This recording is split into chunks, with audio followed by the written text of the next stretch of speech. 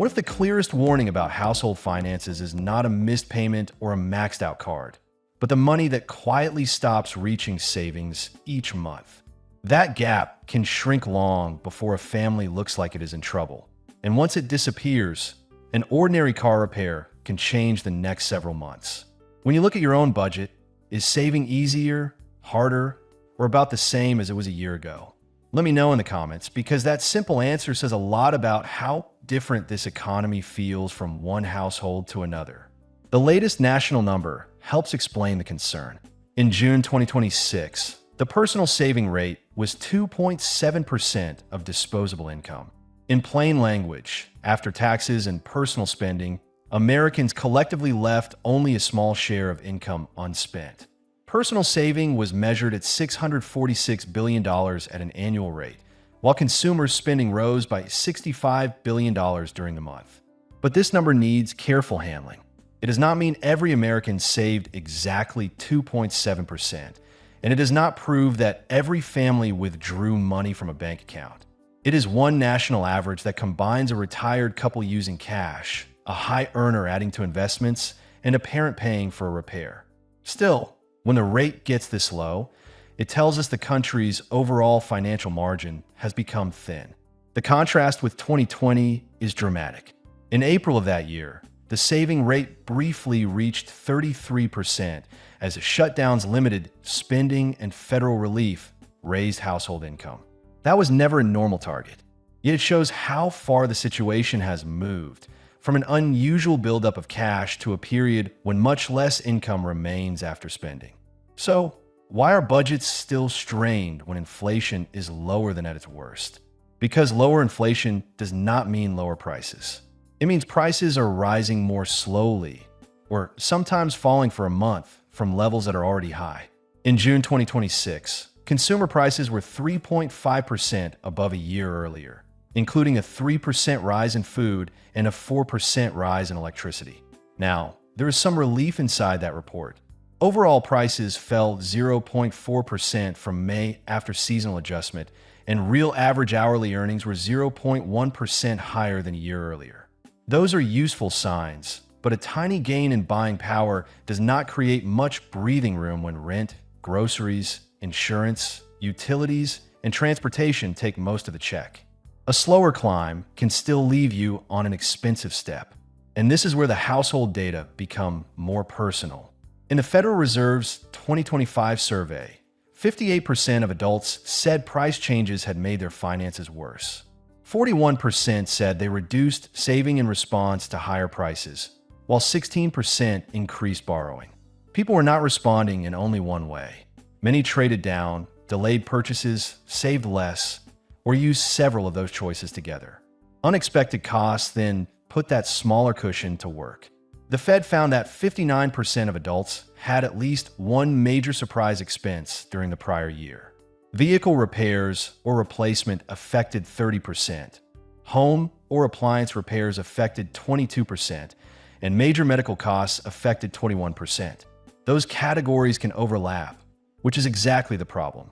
The transmission does not wait for the water heater bill to disappear. Now, using an emergency fund for an emergency is not failure. If you pay a $1,500 repair from savings instead of carrying it on a costly credit card, the fund did its job. The danger comes when you cannot rebuild it before the next expense arrives. That is the warning sign I mentioned earlier, your refill rate, not merely today's account balance. Suppose you have $3,000 saved and use half of it for a repair. If your budget still leaves $300 a month, you can begin rebuilding right away. If it leaves only $30, the same repair changes your risk for years, not months. Two households can start with the same emergency fund and have very different levels of security because one has room to refill it and the other does not. Nationally, there is still real resilience.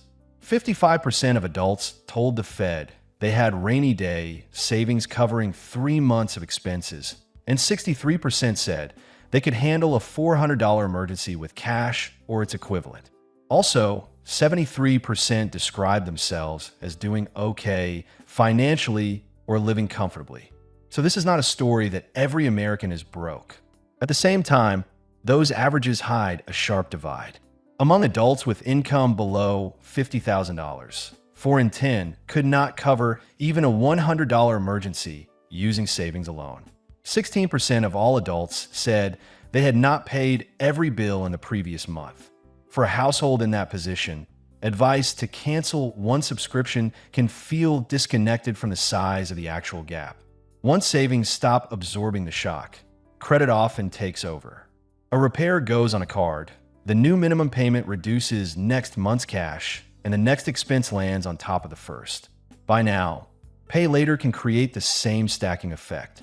16% of adults used those services during the year, and 11% of users said a payment triggered an overdraft or insufficient funds fee. And that does not make every use of credit irresponsible. Credit can bridge a timing problem, and a card paid in full can be useful.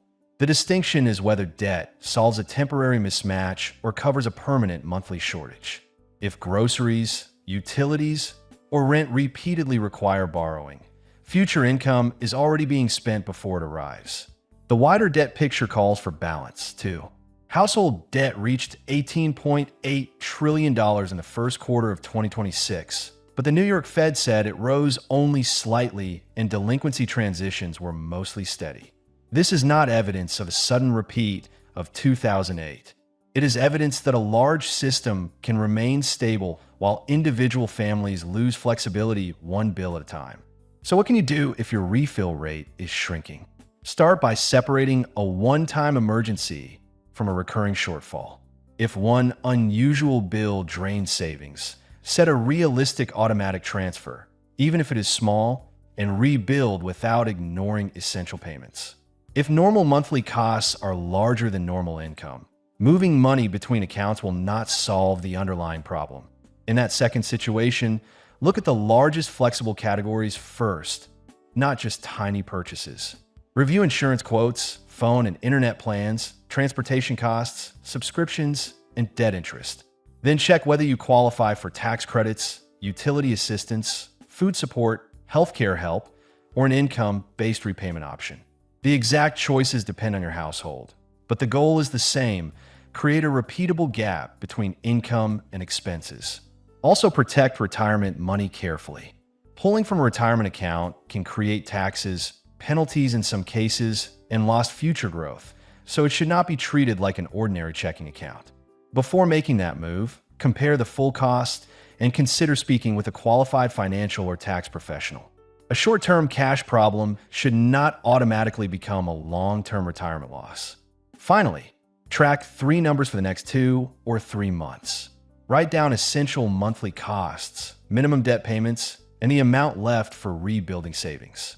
If that last number keeps falling, act before the account reaches 0.